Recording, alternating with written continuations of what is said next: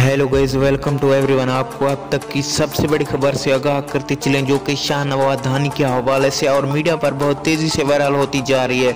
आपको बताते चलें, शाहनवाज धानी ने जब बांग्लादेश टीम के खिलाफ बॉलिंग करवाई तो पहली गेंद पर शाहनवाज धोनी की बॉल पर बंगाली बैट्समैन ने चौका लगा दिया। जब शाहनवाज धोनी ने दूसरी बॉल करवाई तो शाहनवाज धोनी की बॉल पर बंगाली बैट्समैन ने बॉल को मिस कर दिया और शाहनवाज धोनी ने जब तीसरी बॉल करवाई तो शाहनवाज धोनी ने बंगाली बैट्समैन की विकेट को तोड़ डाला। शाहनवाज धोनी के नारे भारतीय मीडिया पर बहुत तेज़ी से गूंज रहे हैं और शाहिद अफरीदी का कहना है कि शाहनवाज धोनी पाकिस्तान का बड़ा बैट्समैन और बॉलर है। बंगाली लड़कियों ने भी शाहनवाज धोनी की तारीफें की और फिदा हो गई।